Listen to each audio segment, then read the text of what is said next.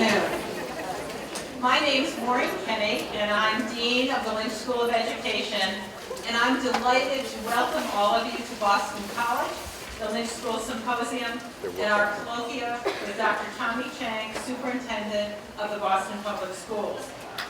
Dr. Chang came to our city from the Los Angeles Unified School District, where he served as Instructional Superintendent, Intensive Support and Innovation Center. We're honored to have Dr. Chang with us during his first year as BPS Superintendent. His presence at Boston College is aligned with the Lynch School mission that focuses on collaboration. Indeed, we seek to nurture university-community partnerships that effectively link inquiry and action and focus on preparing students to promote social justice and become leaders in their professions. These collaborative partnerships are vital for us, as the local schools are key professional preparation sites for our students. As an institution that prepares professionals in education and applied psychology, high-quality clinical training that links university-based and field experiences are essential. More than 1/3 of all Lynch School teacher education practicum placements are in the Boston Public Schools. Over the past 5 years, more than 1,000 Lynch School students have completed practica and pre-practica in BPS. We're dedicated to developing, nurturing, and full partnerships with our collaborating PK-12 schools. In order to do that, we need to be responsive to the human resource, professional development, and knowledge needs of each district with whom we work. Dr. Chang's presence today will help us to more fully understand his goals and agenda, and for us to think more deeply together about how we can collaborate to realize our goals. I met Dr. Chang in June, along with other Boston area School of Education leaders as part of his Listen and Learn tour.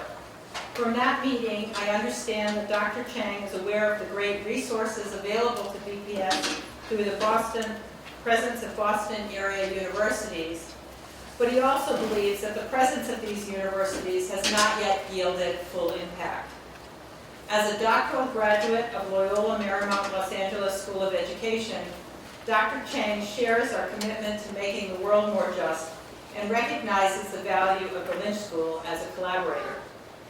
The Lynch School and BPS have enjoyed a long and rewarding partnership over many years as a site for professional preparation, as a provider of professional development, and as a collaborator in expanding the knowledge base that improves educational practice and pupil learning.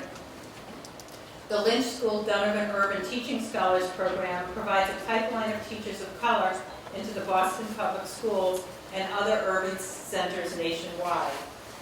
Our PSAP doctoral program, our master's degree principal licensure program, and the Lynch Leadership Academy prepare school and district level leaders equipped with strong skills in leadership and a commitment to social justice. Through our partnerships with the Boston Public Schools, the Lynch School offers almost $200,000 annually in tuition credits that can be accessed by BC employees for career advancement and professional development.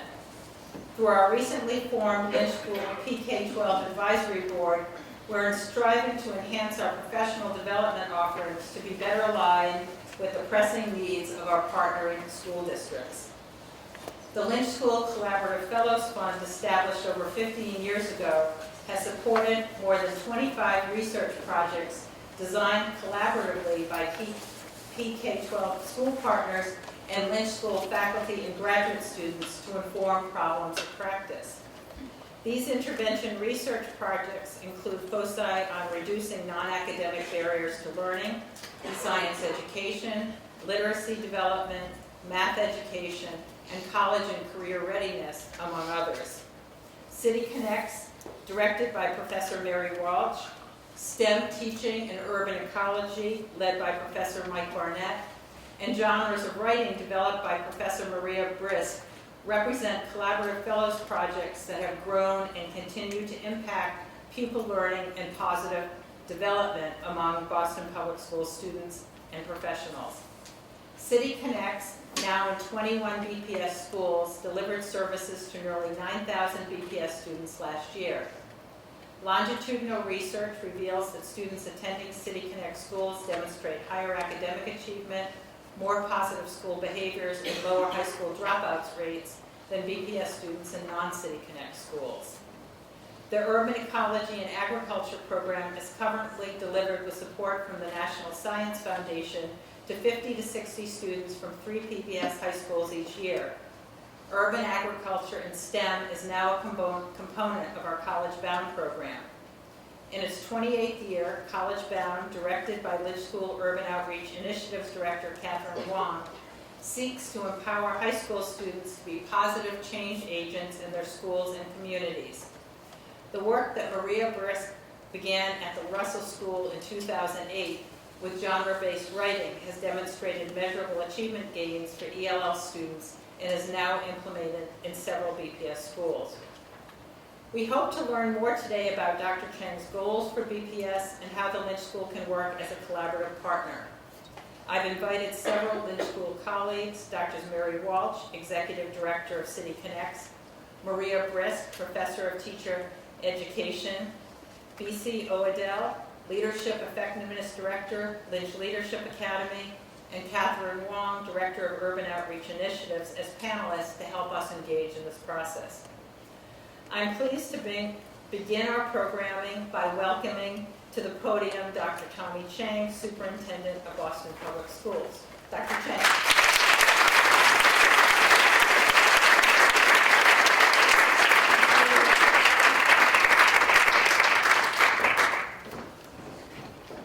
Good afternoon. Thank you, Dean Kenny, for the introductions. I actually wanted to just introduce a few folks from the BPS team that are here today. I want to first introduce Tommy Welch, who is at the front. Tommy Welch is a principal leader and the supervisor of principals. He joined the Boston Public Schools team from Los Angeles as well. And so proud to say, as of this afternoon, BC Reg, Dr. Montes McNeil.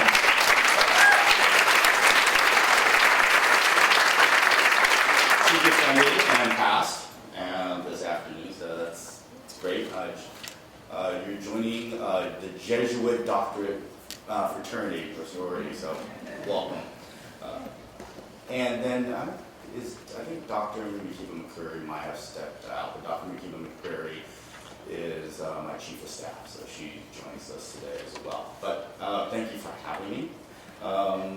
Love to take just a few minutes giving a quick overview of the first 100 days. I'm going to do a little bit of a polling because there's a lot to talk about. I'm not going to be able to get into everything. The slide deck can be shared publicly, but I'm going to do a little bit of polling and ask people to give me some feedback where I could maybe spend some time today diving a bit deeper into the content, and then what we'll do is do some Q&A and so on and so forth afterwards.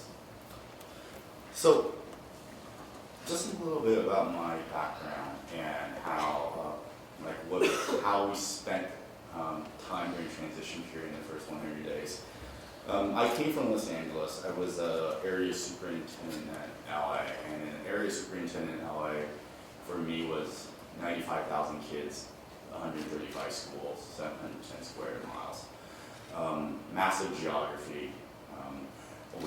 I was the area superintendent of a group of schools that was intensely focused around transformation, intensely support schools, and also schools that were trying to do some of the more innovative work. It was this idea that we have to put innovation and intensive support side by side. So a lot of those values I bring to Boston as well. I was selected in March of 2015 to be a superintendent, and thankfully, the superintendent in LA Unified said, I know what it means to start a new superintendency, get the heck out of Los Angeles and get over to Boston. Like, you need to spend as much time in Boston as you can before you actually take the keys to take the reins of the district. And it was very wise of him to say this, because I then arrived in April of 2015 and then spent basically 2.5 months doing a listen and learn tour. Shook hands with about 1,300 people, received about 2,000 different recommendations for what should happen in Boston Public Schools. The joke is everybody's got an opinion, but that's because everybody cares so deeply, of course. Read about 9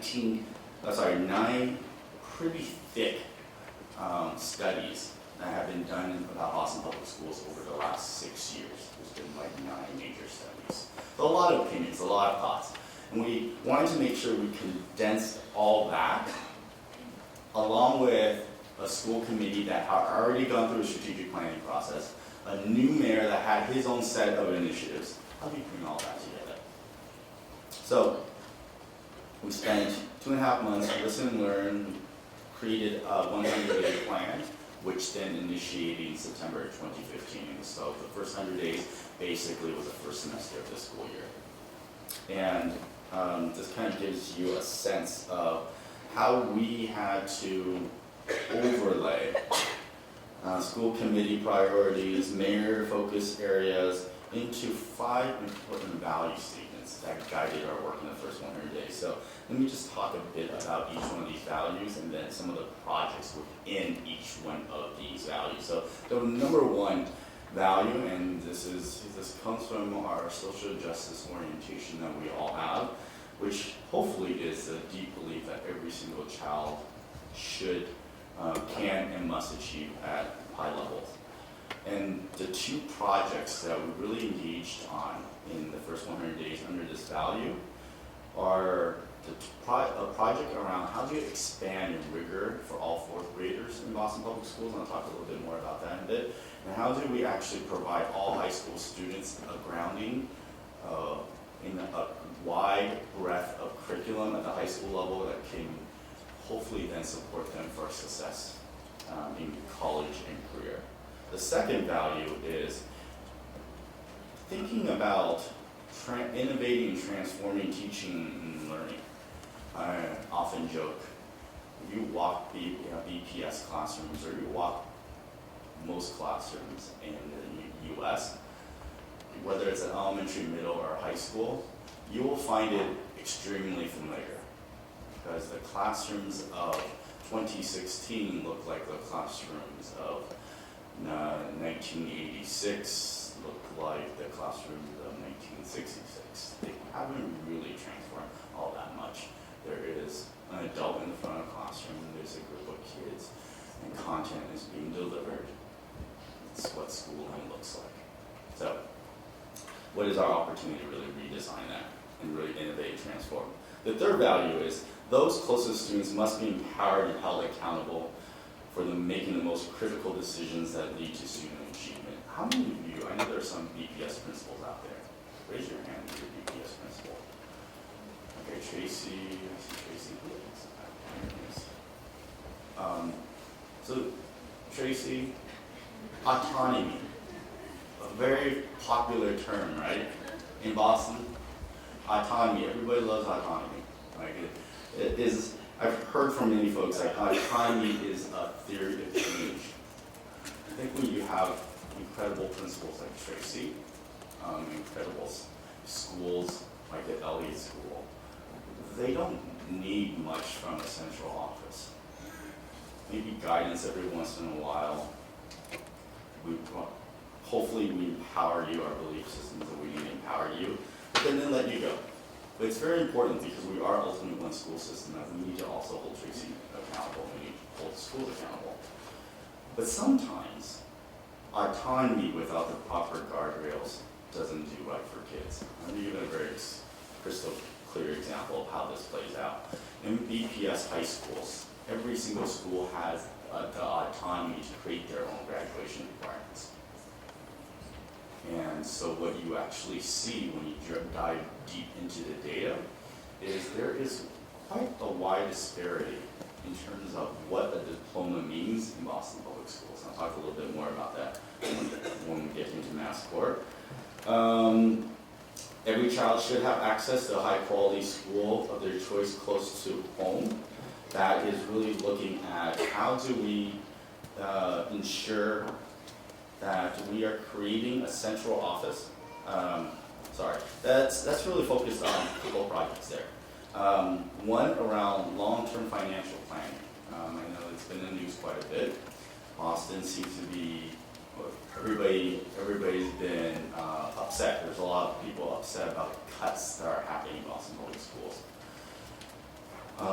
Boston, in all reality, funds about $20,000 per child, which puts it near the top of urban school systems across the country. Tommy Welch and I came from a school system where it was more around $9,000 per child. I was speaking to a colleague of mine from Denver Public Schools last night. They're about $7,000 per child. We need to do more. We can do that, and I'm very confident we can do more. And our long-term financial planning project is focused on how do we get ourselves out of a structural deficit that currently exists within the system.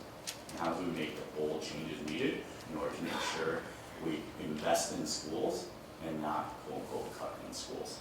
And the last value is we must build a culture that is embraced by students, staff, families, and community. So the first day of school this year, the hashtag Culture We was the most popular hashtag on Twitter in the Boston area, and that is because we believe that we are ultimately one community, and we have to build stronger communication systems that exist between central office and schools, schools and parents, parents with central office. It's a two-way street, so we need to be able to do a better job on that. So, 8 key projects. I'm going to do like 30 seconds on each, and then we're going to take a poll. So, AWC, Advanced Work Class, are seats in the city of Boston that are for some children in Boston Public Schools. So that means for 10%, what it means in terms of numbers, for 10% of Boston Public School, 4th through 6th graders, they have access to more rigorous curriculum, more access to enrichment. And those 4th through 6th graders are put on a pathway to, for many believe, on a pathway for exam schools. The rest of the 90% are considered general education. We want to explore, understand. The first one is we want to understand where does this phenomenon come from? Why does it exist? How do we expand access to more kids? Number 2, Mass Core. Raise your hand if you've heard of this, Mass Core. What is Mass Core? Mass Core. Not many. How many of you have high school students, or children who are high school students? Okay. It's very important for you to know that Mass Core is a recommended set of curriculum from the Commonwealth, from the Department of Elementary Secondary Education. It's only a recommendation, but it's a set of recommendations for high school curriculum. And it's like 4 years of English, 4 years of math, 3 years of history, so on and so forth. And it comes from a research base that the broader curriculum that students get in high school, the more ready they will be for college. We have 3 high schools in Boston Public Schools where 95% of the graduates receive a diploma, and that diploma means that 95% of those diplomas means they completed a Mass Core. Unfortunately, we have about 18 of our high schools, we have 32 high schools, 18 out of those 32 high schools, kids will receive a diploma, and the chance of them completing a Mass Core is more like 5%. Autonomy over graduation requirements. There isn't a baseline set of standards for high school graduation in Boston Public Schools. We wanted to understand that a bit more and wanted to think about how we potentially rethink that. The third one, high school redesign. Reimagining high schools in Boston to make sure that they're more personalized, where learning can occur inside and outside school, and really truly build career technical experiences for young people in our high schools. Not just think that this isn't about vocational education. This is about making sure that every single high school student, every single young person, not only gets the classical high school education, the liberal arts education, but that they also have the opportunity to see the relevance of what they are learning in their schooling. Number 3, extended learning time. This was an initiative that started before I came to Boston, which is increasing the number of minutes in BPS. Instructional time in Boston is on kind of the lower end when compared to the rest of the state and the rest of the country. So there was an initiative through an agreement between Boston Public Schools, City Hall, and Boston Teachers Union to extend learning time 40 minutes. So we had the first cohort of schools that went through it. So that's what extending learning time. Central office redesign, 5th project. It comes from my deep belief that central office's job is not to dictate and say, thou shalt do this. Central office's job is to provide guidance and provide to empower schools, specifically principals and teachers, to make those most important decisions that affect schools, and then to hold them accountable for it. Teaching and learning isn't going to transform through a memo.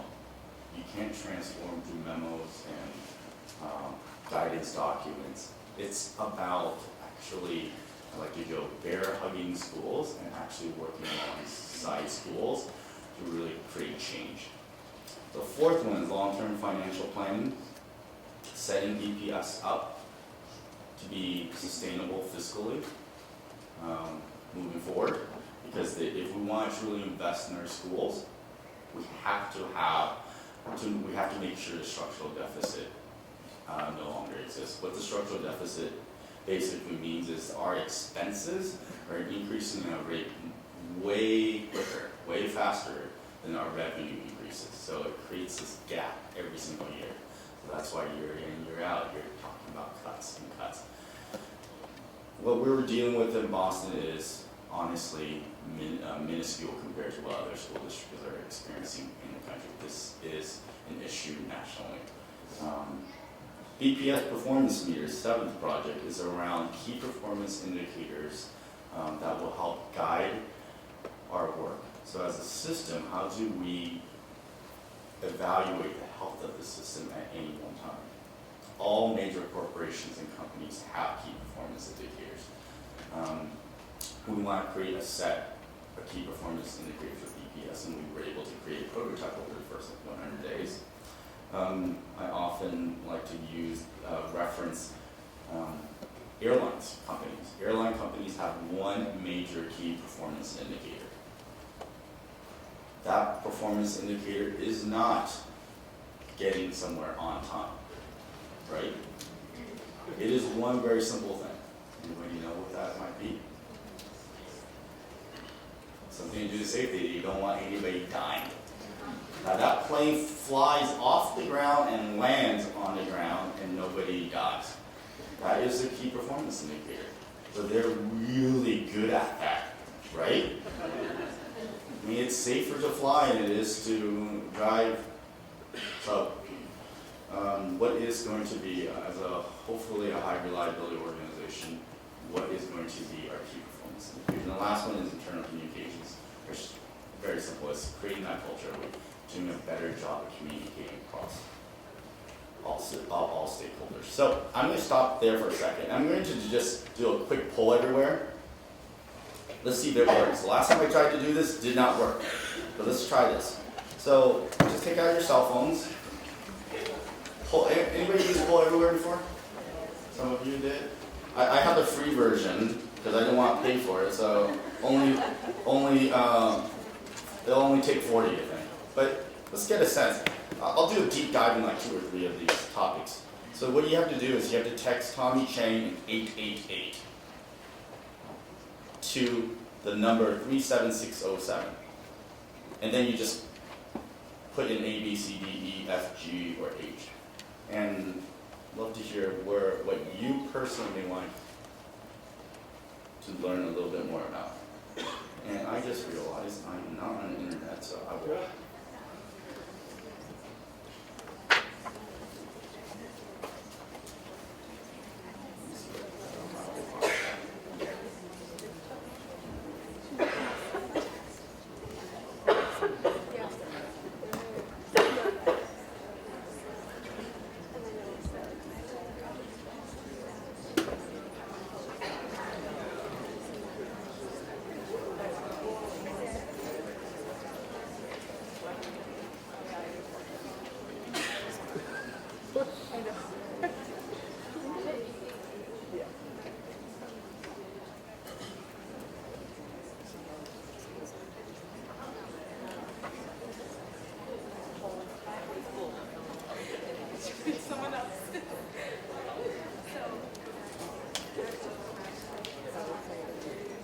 Okay, I think Matt got to 40. So it seems like AWC and MassCorp. And so why don't we do a deeper dive into those two? It's called polleverywhere.com if you want to use it. It's super simple. Okay. Let's talk about AWC a bit. Advanced Work Class. There was a report in 2014 which really focused on the opportunity achievement gap of Black and Latino boys in Boston Public Schools. And it was commissioned, and I believe commissioned by Bar Foundation. It was Bar Foundation. But it was completed by the Center for Collaborative Education along with Annenberg Institute for School Reform.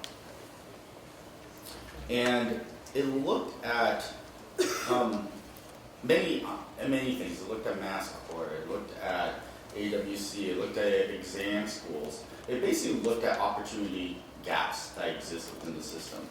And one of the things they looked at was this phenomenon that I actually have not seen many places in the country. I actually can't even think of one other place in the country where this still exists.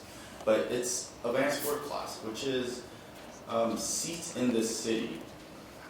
Again, in some schools, not all schools have them. Some schools have them. Not all schools have them.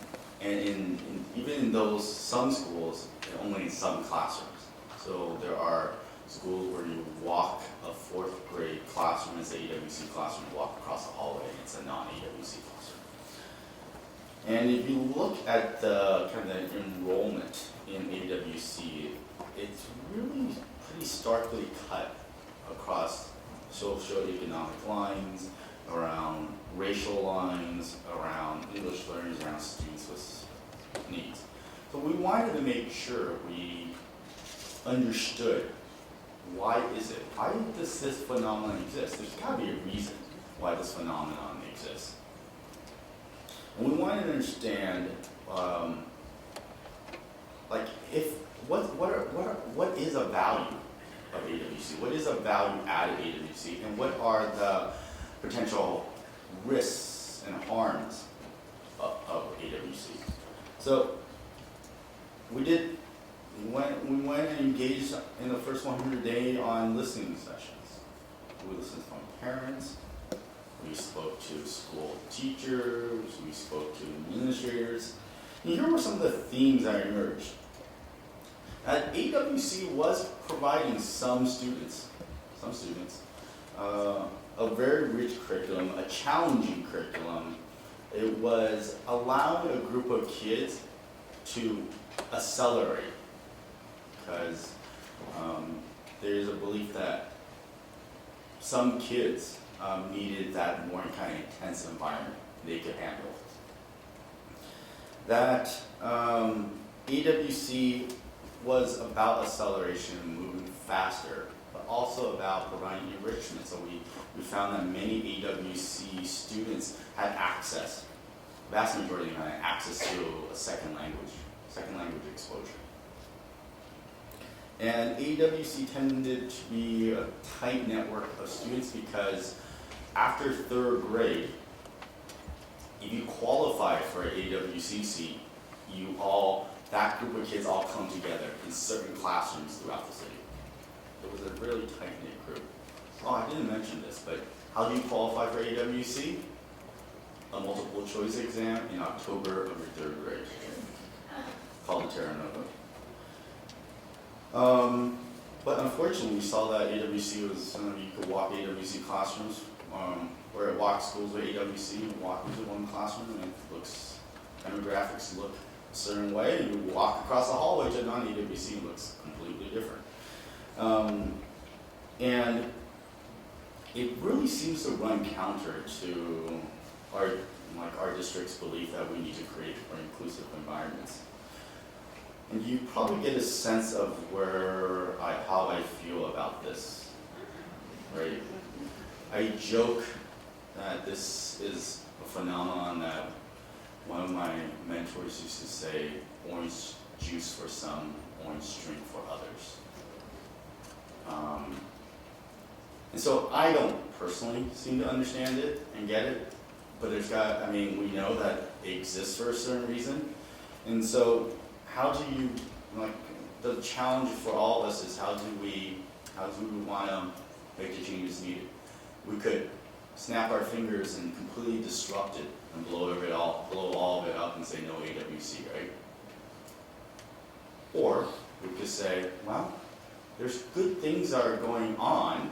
How do we learn from those bright spots, and how do we bring and open up more access to more kids, more young people? And how do we get to a point where we're preparing all students pre-K to third grade, so every student should be exposed to rigor of fourth grade? I hope all of us in this room believe that that is possible. But we actually have to make sure everybody else believes it too. We have a responsibility to ensure that other people believe that, because right now, not everybody believes it. I will share a story where there was, I won't say what stakeholder group, but let's just say there was during one of the listening sessions, an individual shared, well, I think some kids are here and some kids are there. I get why you want to elevate the game for other students, but just make sure my students get more. I just don't agree with that. So, but we gotta make sure we change people's belief systems. That's not gonna happen overnight. So this is what we're thinking about doing. So after the first 100 days, we have 2 suggestions. One recommendation to schools that have AWC that exists within their school. Give them the opportunity, if they so choose and feel ready, to expand and integrate AWC for all their 4th graders next year. Extra professional development will be provided. Extra resources in terms of enrichment will be provided. We want to make sure students are grouped in an inclusive manner. We want to make sure all students have the same curriculum and same enrichment experiences. So that's one. For schools where they don't currently have AWC, we'll provide them the opportunity to do a pilot program called Excellence for All. In essence, it is pretty much the same thing. A lot of our schools are already doing this, but they're saying all our 4th graders will get a rigorous curriculum. All our 4th graders will get enrichment, and we'll double down on resources for them. We want to make sure those parents who previously thought that the only way for them to get a rich and rigorous curriculum is to leave that school to go to AWC, that they no longer feel compelled to. The demand has been quite immense. A lot more than I anticipated. A lot more than we had budgeted for. But that's okay. We're going to figure this out. And I think it is important to put a stake in the ground somewhere. And when I see our principals just being so excited about not segregating kids at the 4th grade any longer, it makes me want to figure this solution out even faster for them.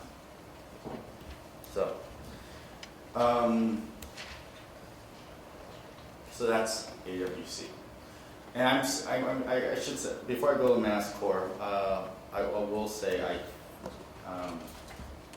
I'm reassured that in this room, in a Jesuit university, that the people in this room chose the 2 projects that are most guided by value around equity. So I should say that.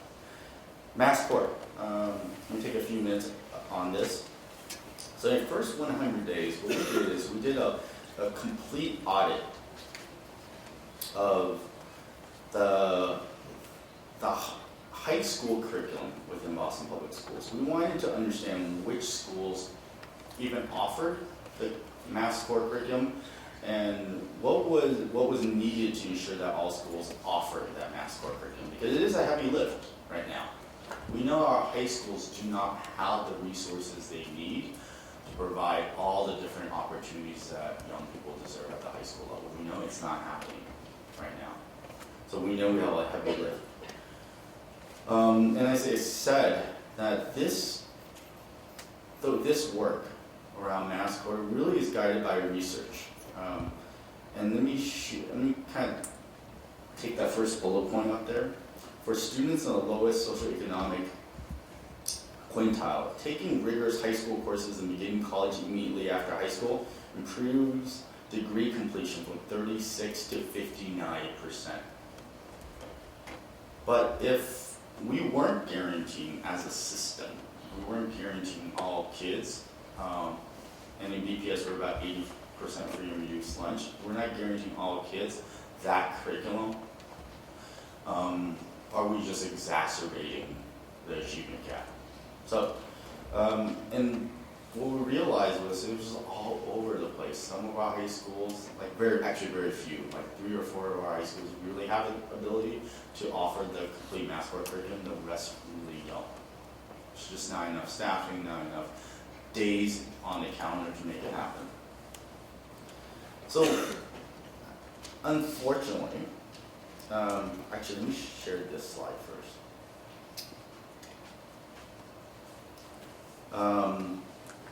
24% in 2015 of BPS Black graduates completed MassCore, 31% of Latino graduates, and overall 38% of BPS graduates were completing MassCore. So we don't have the exact solution at this time, honestly. We know this is an issue we need to delve in deeper. We spent the first 100 days really just trying to understand what the data is. We believe that there are some serious barriers. I'm going to start with kind of knowledge barriers. That our stakeholders actually don't really know what the MassCore is. I met with about 200 high school students during the transition process in the first 100 days, and I asked those 200 high school students, what is the MassCore? How many of them knew what the MassCore was? Exactly 0. Just not well known what the MassCore was. So there, we have to do a better job of educating, communicating. Central office needs to take more responsibility of creating a really coherent system for how courses are designed and improved as MassCore. And that support system has not been in place. So it actually puts schools in a very difficult place because schools, teachers, and administrators are very busy people. And writing curriculum is very difficult. And making sure that a set of standards and a course sequence is MassCore eligible takes a lot of work. We need to be providing more support. And then last thing is we need to make sure that students can actually be successful. We want to set the bar up really high for kids. But have we prepared our kids by the time they get into high school? Have we prepared them to be really successful for the MassCore? And I actually don't think that we've done that, and we have to do a better job K through 8 across the system before we actually see these numbers really move. So we have a lot of work to do. So I'll stop there, and just say that take us kind of the last slide before we move to the last slide. And is there a way we can share this deck with everybody afterwards? Okay. Okay, sorry.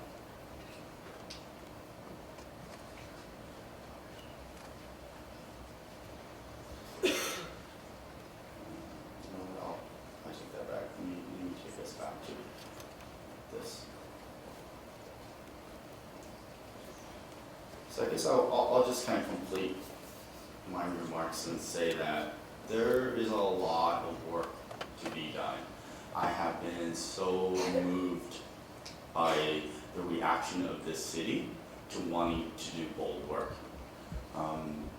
People want to do bold work and have always wanted to do bold work. I think it it takes the courage to pull the necessary triggers to make it happen. Boston is a city that is rich in resources, but the impact is not as rich. And I think we could do a better job of making deeper impact. And lastly,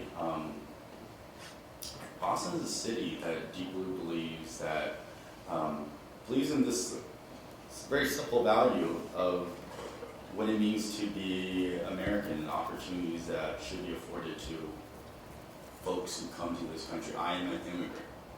My mom and dad brought me to America at age 6. And I've often shared the story of my very first day in American schools.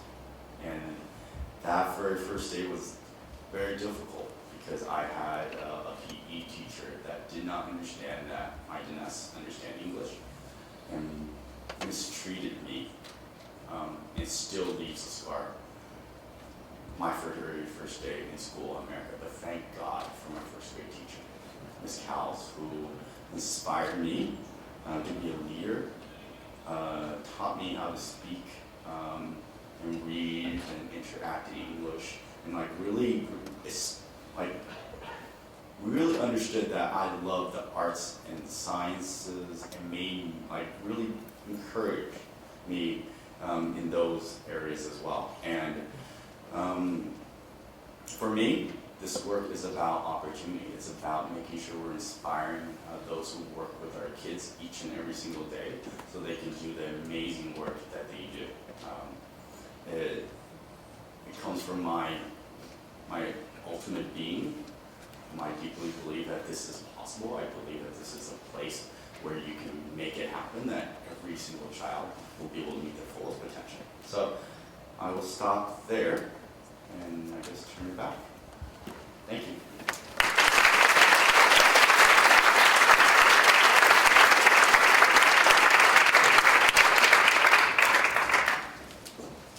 Thank you so much. And I'm going to invite you to sit here if you'd be willing to do that. Absolutely. Thank you so much for sharing your work with us and helping us to think more about the directions in the Boston Public Schools and how we might engage, and it's really inspiring. Right now I'd like to invite our Fore Lynch School faculty also up to the stage, the dais. So at this point I've talked enough, so I'm turning it over to my colleagues, and basically the format at this point is I've asked each of them just to say a couple words about their work that hasn't been highlighted to date, and we'll do that quickly, and then we'll also go through the panel with one question each, and then we'll have about 10 minutes for open questioning from the audience.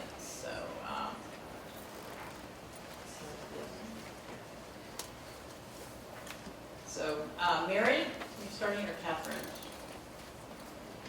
Catherine? Good afternoon, everyone. My name is Catherine Wong, Director of Urban Outreach, as Maureen said. I want to thank Dr. Chang for your time and for your remarks and focusing on both AWC and NASCOR. I really appreciate it. Partnering with Boston Public Schools has been one of the greatest honors of my career. Partnering with BPS through Urban Outreach's programming and partnership, I've had the opportunity to meet and create long-standing relationships with amazing school leaders, teachers, students, and families, many of you who are in this room tonight. All have worked alongside Lynch School faculty and students for the purpose of educating all of our youth. Central to our work together are 3 tenets that I want to focus on in the brief time that I have. Having courage in the face of complacency, risking often instead of risking rarely, having power with versus having power over. Having courage in the face of complacency. For example, my work with the Gardner Pilot Academy started out with exploring culturally responsive teaching methods and has evolved over the past 6 years to not only having dialogue, but also taking action on what does it mean to teach for social justice and equity. Race and socioeconomic class remain at the core of our work. We analyze curriculum in grade level and cross-grade level teams. We examine instructional strategies that minoritize some and majoritize others. We scrutinize hiring practices so as to recruit and retain teachers of color. We pilot test and readjust programs and policies. We embrace resistance as an opportunity to learn and question rather than a precursor for division. We include all stakeholders in giving voice and shaping to this work: faculty, paras, students, and the governing board. Risking often and risking rarely. More specifically, shifting the script of quote-unquote finding aspiring teachers of color to current Donovan and Donovan alums outreaching to young people, to current BPS educators, to career changers who are uplifting their communities, who exhibit a community activist stance, and who in the process teach, model, and mentor and give back. Those are who we're coaching and bring into the Donovan program. Lastly, having power with versus having power over. For example, Urban Outreach seeks college-bound high school youth from 3 BPS schools that are not all at the top 1% of their class, but in fact are feeling marginalized, are opting out of school because their learning is irrelevant to their lived experiences. We create a community where all teachers and learners, where change agency is youth-led. What ties all of these together is the multi-generational personal relationships that grow and enhance over time, that is sometimes referred to in Urban Outreach as the Ohana effect. In Hawaiian, it means family, but for us, it means the never-ending cycle of care, collaboration, and critical action. In closing, I wanted to share 2 quotes, one from a college-bound student and one from a Donovan Urban Teaching Scholar. Please don't ask us what we want to be when we grow up. Please ask us what we want to do with our lives. And second, urban teaching is a torch that is passed forth, illuminating the path that society has hidden from so many. Thank you.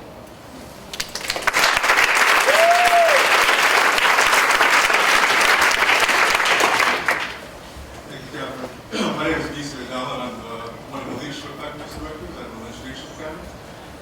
Thank you, Dr. Chang, for your thoughts and sharing your experiences about working with AWC in Mass Corps.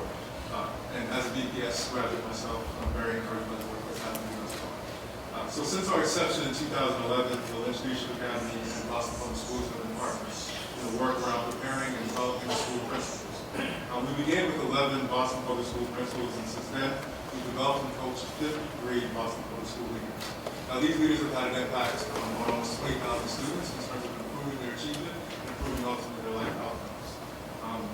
Now, student achievement data shows that for our fellows who participate in this program, entering our schools with underperforming student achievement scores, exited our program excelling and achieving above the state average in student achievement results. Now, it's true that Boston leads the nation in terms of student achievement scores on standardized assessment, but as Dr. Chang has alluded to, the achievement gap in Boston area schools continues to persist. Black and Latino students consistently lag behind their white and Asian counterparts in terms of graduation rates, college enrollment, and overall proficiency on standardized assessments. Now, training well-prepared leaders is paramount to improving our schools. In a recent study, principals noted that 3 factors most influence their job experience on their effectiveness. One is mentoring, peer-to-peer learning, and on-the-job experience. Now, the Lynch Leadership Academy provides just this. We are the sole New England-based program focused on both peer-to-peer learning and mentoring and on-the-job experience. We equip leaders with the appropriate skills to transform the school and make exponential academic gains. A leader with the appropriate toolkit manages both instruction and operations while driving learning and school culture. This leader also has the capacity to develop leaders within the organization and to create the kinds of systems needed to sustain and develop a successful program. Of equal importance to us at the Lynch Leadership Academy is by increasing their success, we increase the likelihood that they will remain in the field of education, addressing the high turnover rate that exists for principals in recent years. So just a couple quick facts about the Lynch Leadership Academy more specifically. We started the Aspiring Principals Strand program in 2013, and since then, 10 BPS Aspiring Principals have been placed as school leaders. 2 Lynch Leadership alumni currently serve as Boston Public School principal leaders. 30% of the 2015-2016 principal appointments are also participating in the fellowship, or fellows or alumni, and 27% of current BPS principals have participated in this fellowship. Now, our goal is to serve all the schools that are offered in the district, so we work with leaders who are serving early education communities all the way through high school. And all of our work is focused around building the district's priorities of inclusion, equity, and high-functioning teams. We're glad to partner with Dr. Chang. Thank you.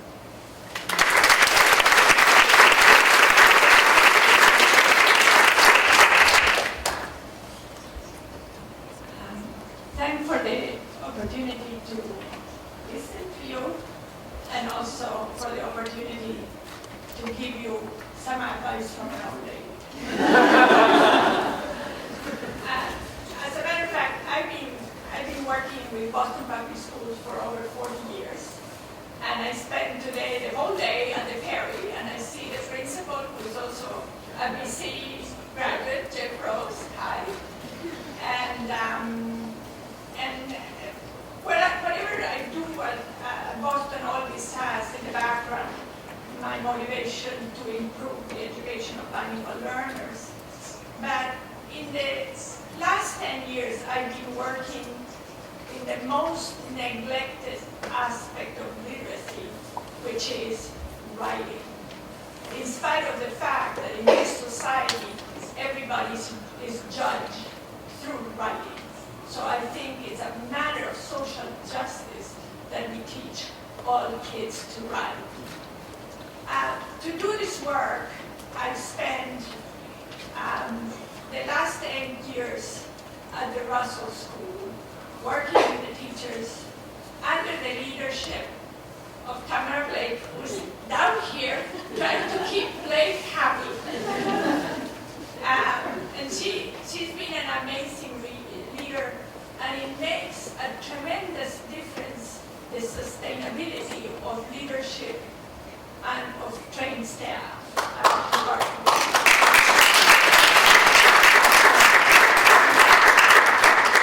I also have to say that my first inspiration is also in this room, and is one of my best friends to whom I dedicated my book, is Liz McDonald.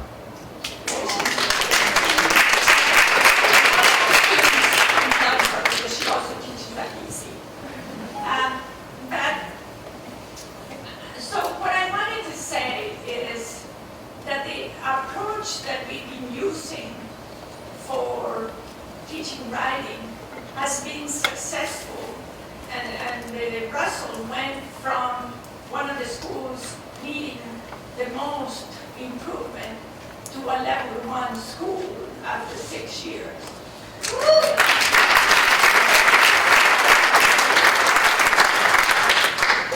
Because we worked with the entire school. If we want good education for bilingual kids, we have to create good schools and not just a program in the basement. The other is that the teaching of writing was based on theory. So it's not a fad, but it's based on a theory, and it's a linguistics theory. So there is a lot of teaching of language, and that logically is going to benefit bilingual children. The other thing is that everybody received the instruction. There was no marginalization of bilingual students, no marginalization of ESL or SEI teachers teaching some watered-down curriculum in a group. No, everybody received the same training and was teaching the kids the same things, including, and also, sorry for the English majors, but teaching writing was not only teaching poetry and writing, was teaching how to write science explanations, how to write reports, how to write arguments, all of the things that we need in life to succeed.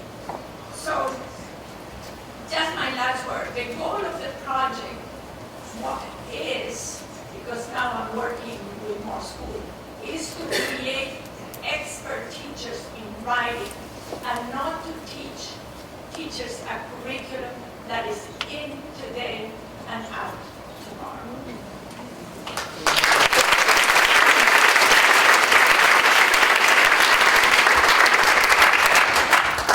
I'm Mary Walsh, and I'm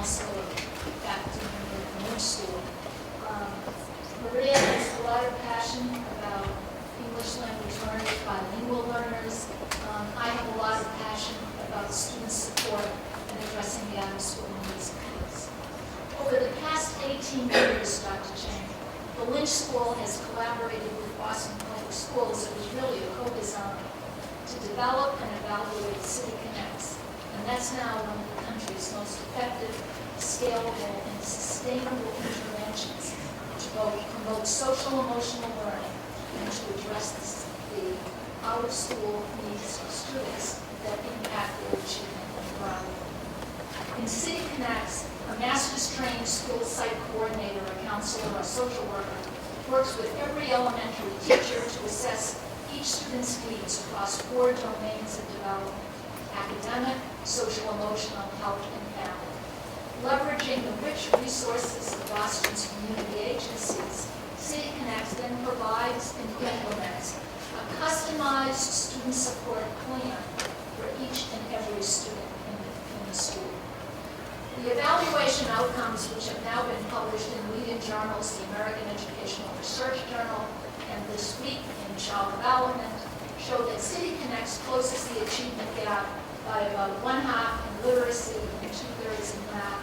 It significantly reduces chronic absenteeism and is especially powerful for a number of subgroups, including English language learners, immigrant students, and Black and Hispanic males.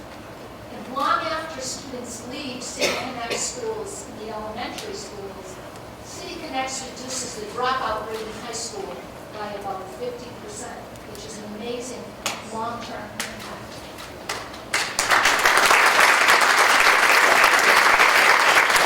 In anonymous surveys, teachers talk about the powerful impact of this intervention on their classroom instruction and climate, which is the goal. City Connects is now in 20 Boston public schools, and it's also in school districts of Springfield and Brockton, Massachusetts, as well as Hartford, Connecticut, New York City, Dayton, Ohio, and Minneapolis. So BPS should be proud of this innovation. I think we're going to have opportunities to ask you one question, and maybe I'll start. You know that you have committed Dr. Chang a high-level administrative position in the Office of Student Support Services in the person of Amalio Davis to addressing the social-emotional development of Boston students. Can you elaborate a little bit on your vision for that position?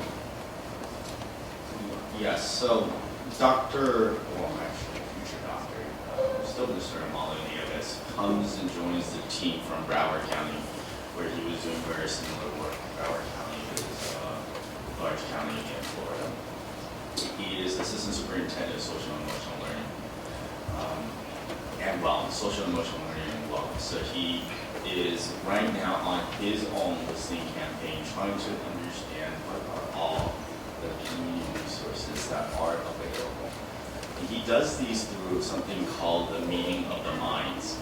So he brings folks together, because there's a lot of good people doing a lot of good work in this area.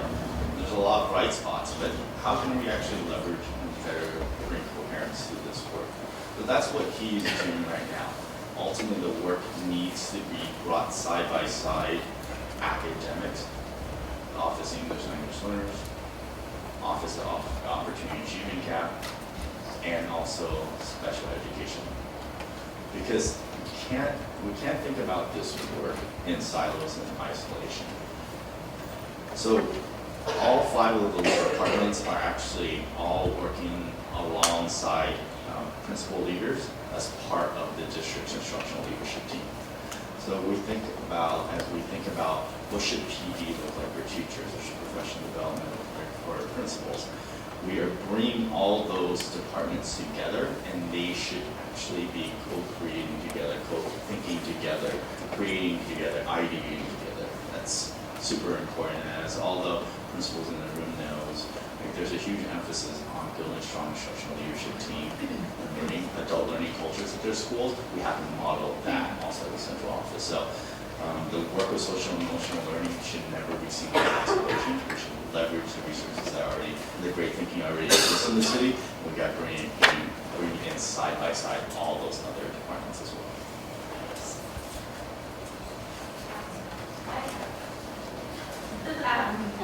So how do you see the university-school collaboration supporting your agenda? There are obvious many ways, and I think we all have heard already all the different ways BC is already collaborating with Boston Public Schools. If I would put something on the table that could maybe get us thinking a bit more about this.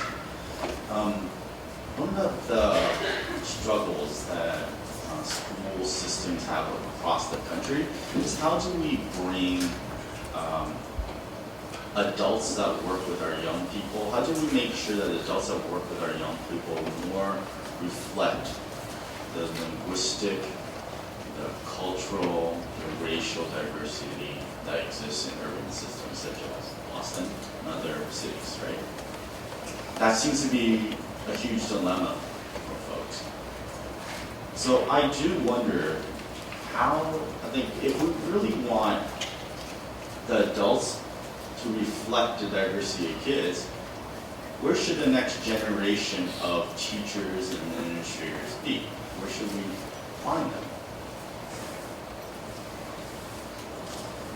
Our students. So what are those sort of guaranteed pathways that we provide to our young people in Boston Public Schools and our graduates of Boston Public Schools to come back and actually serve in their communities? There are universities that, there's a couple of colleges and universities that have been intrigued at how do we guarantee this sort of pathway? And I actually haven't engaged in this conversation with BC, but love to engage in this conversation. Could we guarantee Boston Public School students a pathway through a four-year university, some post-undergraduate education, and then guarantee them a job back in Boston Public Schools? That is kind of the next iteration of partnerships with universities. It's a promise we're making to keep young people in Boston that come back and serve. We'll help you.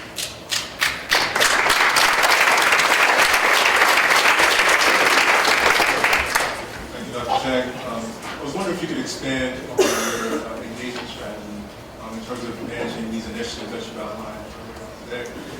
How are you working with different stakeholder groups, and how has that process evolved over the course of the years of gathering information? That's a great question. So, the Listen and Learn tour, the Listen and Learn tour, we shook hands with like 1,500 people in 2.5 months. We were trying to be super deliberate about getting to as many stakeholder groups in every single neighborhood in Boston and trying to do it through as many sort of means as possible, mechanisms as possible. One of the things that we have evolved a bit in the first 100 days and beyond is that there are particular communities that haven't been engaged with Boston. I think some of our ethnic communities have not been engaged in a way that has been empowering. So we're kind of, I love trying to experiment with different things. So one of the things we did 3 weeks ago was we had a town hall for the Latino community. We hosted it in the Bolin building, but we also allowed other ways of interacting. So folks could interact over Facebook, call, and ask questions, call over phone and ask questions. And it was first kind of short presentation from me, and then the kind of town hall meeting format with engagement over social media, over the phone. And it was televised on 3 different TV channels. But it was specific to the Latino community. We had staff from Boston Public Schools that were able to interact with parents and students in their primary language.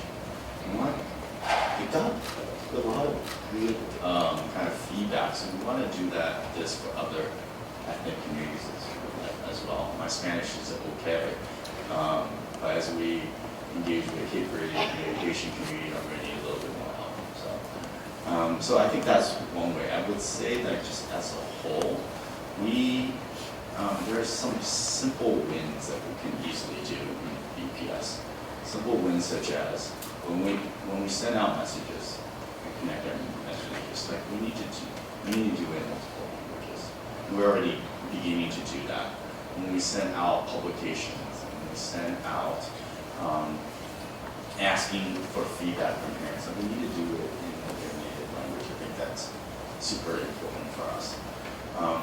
Because as much as, I mean, I think our schools always do a wonderful job, but the central office is seen as this sort of like fortress. I used to joke it's like the Death Star, right?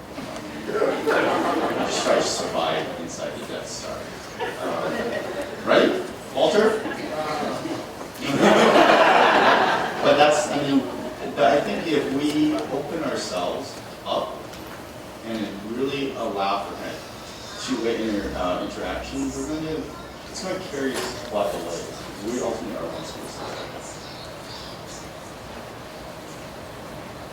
I actually wanted to go back to the comment you were making earlier about having Boston Public School students become the next generation of Boston Public School teachers, and then I have a question. So the good news is we are actually doing that. So part of the Donovan Urban Teaching Scholars Program, close to 65 to 70% come into a cohort as teachers of color. We actually have people in this room who are helping to recruit Boston Public School students. Francine Miranda, who's in the back, is a Donovan alum at Orchard Gardens, and has just recruited, actually her sister started out as a Donovan. She followed, and so have now 2 to 3 of her cousins, including a cousin that's coming in very shortly. You have Carmen Davis, who's in the back as well, who's an aspiring principal, who was the Boston Teacher of the Year in 2013, who also has actually helped with the same student that Francine recruited, that on Master's Acceptance Students Day said that she was an Urban Science Academy student 5 years ago, remembers meeting me with them, and reminds me telling her that she was going to be a Lynch School Donovan, and showed me my business card that I'd given her 5 years ago. I think that we also are working with your teacher pipeline, starting with the high school. Sarah Garcia is actually here. I saw her walk in. She's in the back. She's working with high schools, creating a pipeline program from Boston Public Schools into the universities, and she herself is also a Donovan alum. So the Donovan alums are incredibly committed to having us be a partner program with Boston Public Schools. Our students do come from all over the country. The current cohort is actually sitting on this side of the room. They're made up of City Year. They're made up of partners from, again, within the Boston Public Schools, and the idea really is about the spirit of giving back, but staying back, and so staying in the communities that they come from. And so we're pleased to say that out of all of the cohort, that all of them have remained in Boston Public Schools and have started in BPS, and have really committed themselves to aspiring beyond just, they stay, many of them choose to stay in classrooms, but you have them coming back to us as doctoral students, going into the Lynch Leadership Academy, so there's becomes this sort of priority out. My question to Thank you... you for helping me get smarter on that. We're working on it. My question to you is, as we continue to sort of build these cohorts, as we think about, at this point with the Lynch School, is that at the graduate level, we have our sort of selection process that we can do, but it is much more sort of systemic at the undergrad level. And so your thoughts around how do we sort of move through sort of those undergrad admissions? What kind of partnerships would you like to see there, so that they're, like you said, streaming from high school into undergrad and then right into our urban graduate programs? So remaining connected to young people as an organization through the undergraduate years is an interesting dilemma to confront, because we know that undergrad life it is probably one of the most wonderful times in your life as a young person. You get to explore the world, you're experiencing new things, you're learning, you're meeting new people. But this idea about making sure that we remain connected to those young people as they go through their 4-year experience and continue to ground them in the values of social justice and giving back, I think is really important. And some universities have that built into their missions, but not all universities. So interesting prototype, and actually you mentioned City Year. I know there's a City Year alum here. Well, all 3 of you are City Year. Two, city year. I think it would be interesting if, I know like there are some high school students that will graduate and go to city year, and there are some undergrad students that will graduate and go to city year. Because that city year experience is transformational. Imagine if a child graduates from BPS, does a 1-year city year experience, and then goes on to a local, does city year in Boston, and then goes to a local university. And over the course of those 4 years, we keep them connected, engaged. And once they graduate from that 4-year university, then comes back to serve, I think there's opportunity to look at cross-sector collaboration in order to guarantee that kids are remaining connected and then see BPS as an option.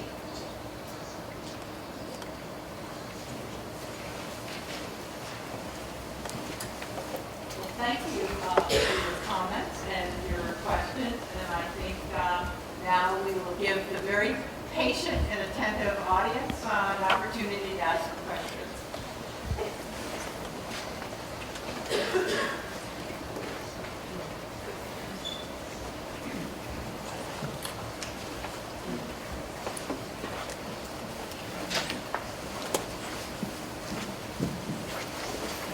Good afternoon, my name is Donna O'Brien. I'm a Boston College graduate and a recent retiree from the Boston Public Schools for 40 years. One of the questions, it's my pleasure. The best job I ever had in my life, and I've had some pretty permanent jobs, but this was the best one that I ever had. The kids were the best. So what I'd like to ask is a specific question. You mentioned in the high school restructuring, which I've seen many iterations of that. You specifically mentioned Madison Park. Could you speak to what your plan is to see if you can turn the only technical vocations school that we have in the city of Boston? Thank you. So Madison Park, it is our prototype for how we can reinvent what high school education will look like. I think it's a heavy lift. It is a school that has not academically performed. We know that we just don't want to provide a vocational education, but we want to provide both an academic, enriching academic environment and a college career technical experience for young people. So a couple of things I think are really critical to making sure this happens. We need to structure the school in a way that allows the academic folks to work and plan alongside their counterparts in vocational and the career technical education side of the show. I think that's super critical. We're looking at 2 small learning communities, and within each of those learning communities, the career technical programming within each of those learning communities. I think that's one very important step. Step 2 is we should be offering career technical education pathways and programs in those schools that really are going to set young people up for a living wage job. Great to have particular pathways that might be popular for young people, but if it's not going to set them up for living wage job, a career trajectory, jobs that actually exist in the city of Boston, I don't think we're going to be doing a job. So we're going to have to make some hard decisions because there are programming in many schools, but programming at Madison Park, which I think are very popular, but they ultimately know when you graduate, it will make it very, very difficult for that young person to actually get to a living wage job or actually set them up for a living wage job. So that has to happen concurrently. There's a lot of other things that need to happen at that school, but the hope is that if we can get this prototype right, it may serve as a bright spot and inspiration for other schools to explore. So for example, English High School, they have several Chapter 74 programs as well. They have 4 different pathways programs, and they just received over $1 million grant from DESE to have a new pathway focused on security, law enforcement. So for example, computer programming for security purposes, things like that. So I think there's so many careers that are going to exist 5-10 years from now that we can't even imagine. But we need to be able to iterate on the type of programs that we provide to high school students. Thank you.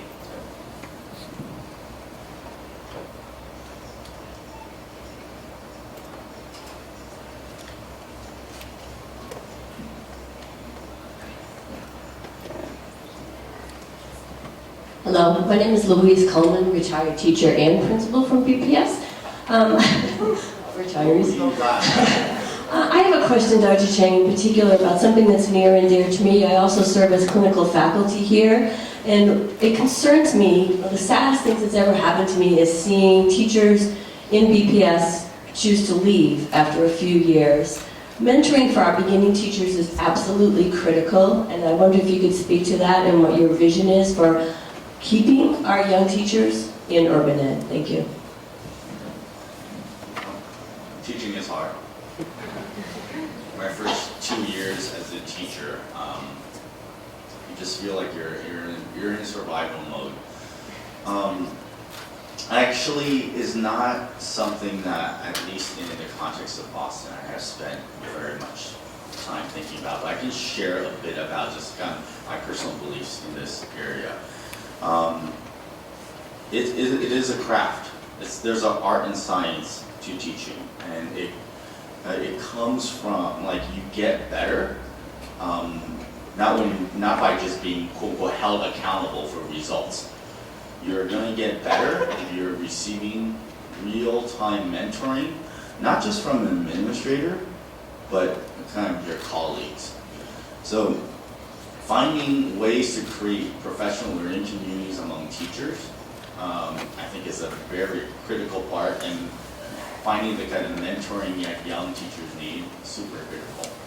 I think number 2, young new teachers need to feel that they are part of a larger learning community at a school. So I like to joke, when I was a first and second year teacher, I took the attitude of being a Rambo teacher. And a Rambo teacher is like, I'm going to do this myself because I can't trust anything else that's going around me, and I can't focus around collaborating. I don't have time to collaborate, I just need to survive. And I'm a Rambo teacher, right? But that doesn't work. It really does not work. And I learned very quickly that I'm better when I work as a team. So finding those sort of structures within schools where teachers are actually working alongside their colleagues.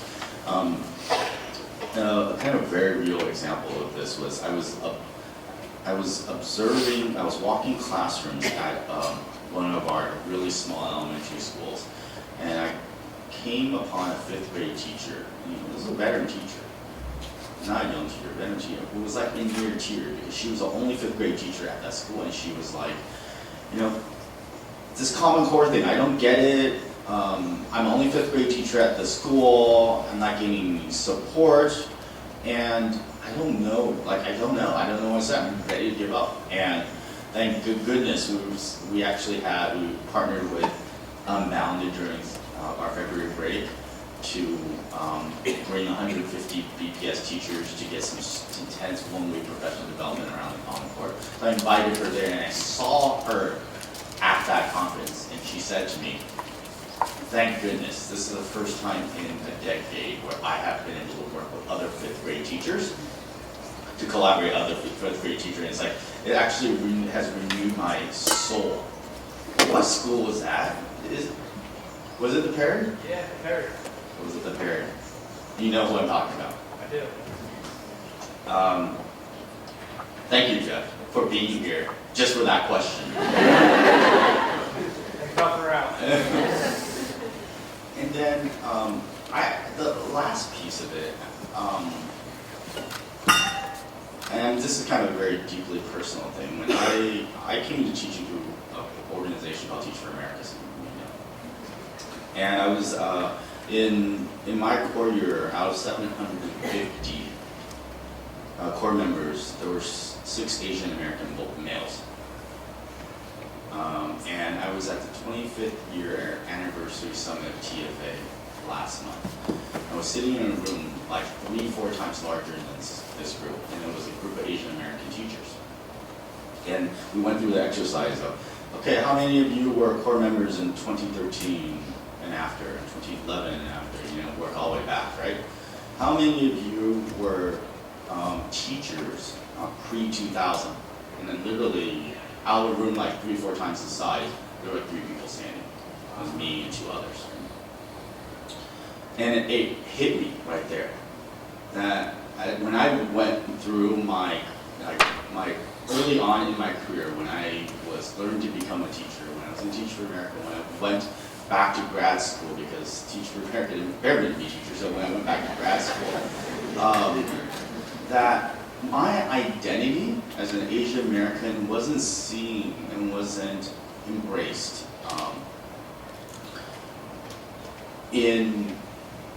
that's a good way of putting it, that my identity did not, it wasn't important, it wasn't part of what I brought to the table for my kids, for the kids I serve. And so for a lot of our young teachers, I think we have to be, especially our young teachers of color, we have to help them embrace their own identity and what their identity brings, because without their true understanding of their own identity, I think they're not going to be able to bring out the strengths of the identity of those young people as well. So We're going to give A.J. Franklin a chance to ask one last question, and then we'll wrap it up. One last question. A.J. Franklin, professor here at BC. In light of what you just said, as we think about extended learning, let's also think about after-school experiences. In the work I do with Place-Based and Promised Neighborhoods, and just thinking about the after-school experience and wraparound experiences. Given the fact that the students are going all over the place, and then they come back home, in what way do you feel that the partnership or BPS can create partnerships with the home base of the students by collaborating and partnering with other organizations that are in the community? So that you work towards, when I went to school, the old neighborhood school, everybody was, every organization was there, the families were there. So what way can BPS look at ways in which they can partner towards with other organizations in an after-school initiative? after school, maybe even summer as well. Even in summer. So I think DSNI, which I know you're involved in, is a great model for that. And the schools are part of the Douglas Square Neighborhood Initiatives. They meet often, they collaborate, and they share resources, and they make sure that they're coordinating services. And their coordinating services, it's making sure that those basic needs that young people need in order so they come to school ready to learn are being met. But it's, for me, while it's an immense, incredible model, there are challenges, and I've heard this, like there are challenges when those who live in those neighborhoods may not go to schools in that neighborhood, or vice versa as well. So hopefully, as we kind of think about how do we really create quality choice in every single neighborhood, parents are making more choices to stay in schools closer to home, we can kind of replicate the DSNI model at other neighborhoods as well. But it is about resource coordinating, it's about data sharing. Interesting enough, I went in DC. I said I was in DC this last weekend.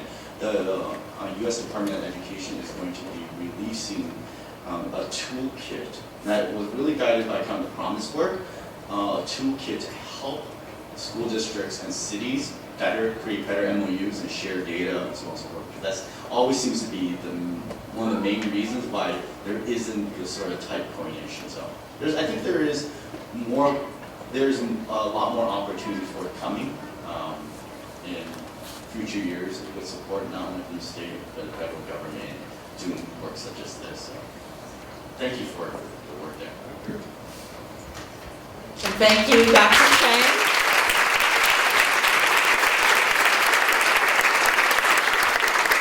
And to my Lynch School colleagues, to all of you for the important work you do for the children of the city of Boston and across the country as well.